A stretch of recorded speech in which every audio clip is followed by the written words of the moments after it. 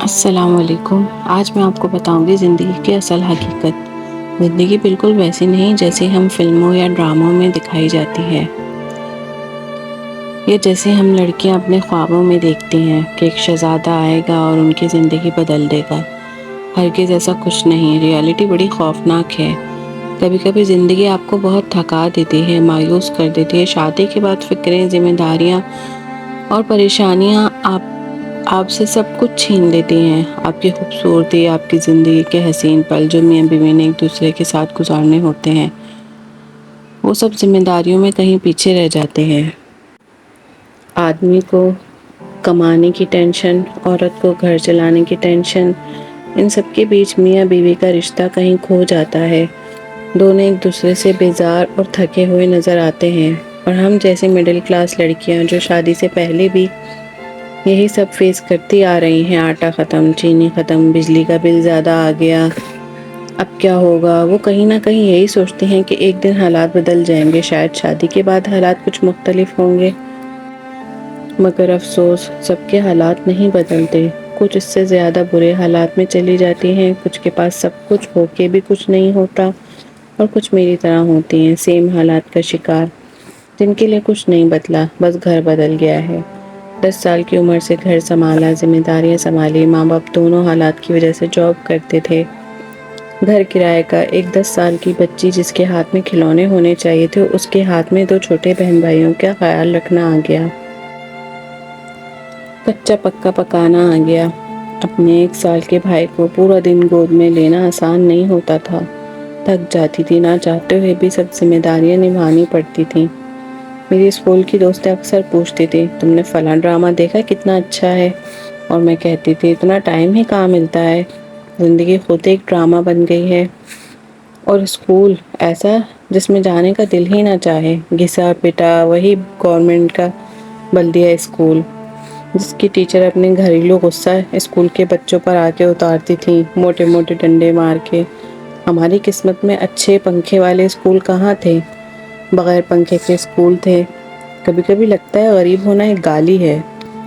زندگی بہت بدتر ہے، اور اس سے بھی بڑا دکھ یہ کہ آپ کی زندگی آگے نہیں بڑھ رہی، آپ وہیں کھڑے ہیں جہاں سے چلے تھے، آپ کے حالات اسی پوزیشن پر ہیں، شادی کے بعد بھی کچھ خاص نہیں بدلا۔ پہلے سوچتی تھی شادی ہو جائے گی، سب ٹھیک ہو جائے گا، کچھ تو بدلے گا زندگی میں، مگر نہیں، کچھ نہیں بدلتا، سب ویسا ہی رہتا ہے۔ ایک مڈل کلاس لڑکی پھر کیا کرے؟ وہ کچھ ہنر سیکھ لے تو اس کے پاس کسٹمر نہیں آتے۔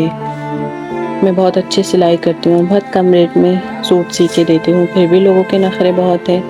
کوئی کام باہر نکل کے کرنا چاہے تو جاب نہیں ملتی، اور اگر مل جائے تو وہاں کے بااثر لوگ کہتے ہیں، آپ ہمارے لیے کیا کر سکتی ہیں؟ گھر میں کوئی کام کرنا چاہیں تو محنت بہت زیادہ اور پیسہ بہت کم۔ ہول سیل کپڑے لینے شروع کیے تو ایک استر والا سوٹ 100 روپے کا سینا پڑتا تھا، اتنا کمایا نہیں جتنا گوا دیا، اور رمضانوں میں 24 میں سے 20 گھنٹے کام کر کے اپنے لیے ایک سوٹ نہیں لے پائیں، سب گھر کی دال روٹی چلی، اور جسم کی ماں بہن الگ ایک ہوئی۔ علاج اور ڈاکٹر کی دوائیوں میں 15,000 روپے لگ گئے، طاقت الگ چلی گئی، کچھ حاصل نہیں ہوا۔ تو پھر ہم کیا کریں اپنی زندگی کو بدلنے کے لیے؟ یہ سوال میں خود سے کرتی ہوں کہ میں کیا کروں؟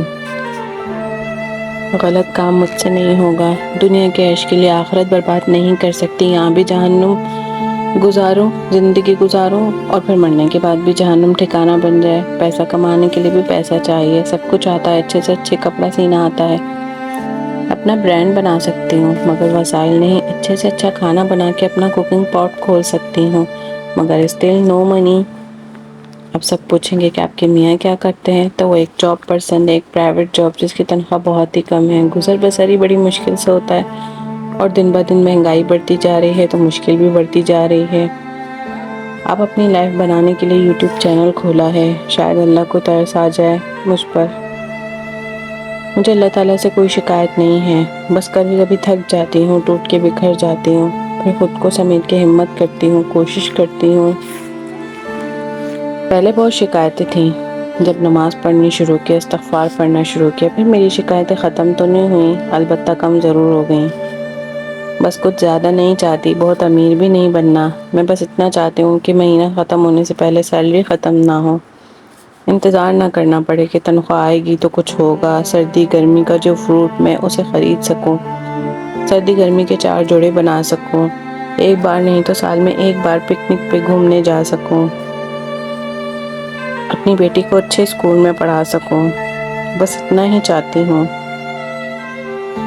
اوپر سے ایک ایسے چینل پہ ویڈیو ڈالنا جس کو زیادہ کوئی نہ دیکھ رہا ہو، کوئی آپ کی ہمدردی میں لائک کمنٹ کچھ نہ کر سکے، کوئی سن نہ سکے آپ کی کہانی، 8-10 ویوز والی ویڈیو کوئی نہیں دیکھتا۔ ایسے چینل پہ ویڈیو ڈالنا بھی اندھیرے میں تیر چلانے کے برابر ہے۔ خیر، دیکھتے ہیں یہ تیر کب نشانے پر لگتا ہے۔ ویڈیو پسند آئے تو پلیز سبسکرائب کرنا نہیں بھولیے گا اور میری ویڈیو کو لائک شیئر کریے گا۔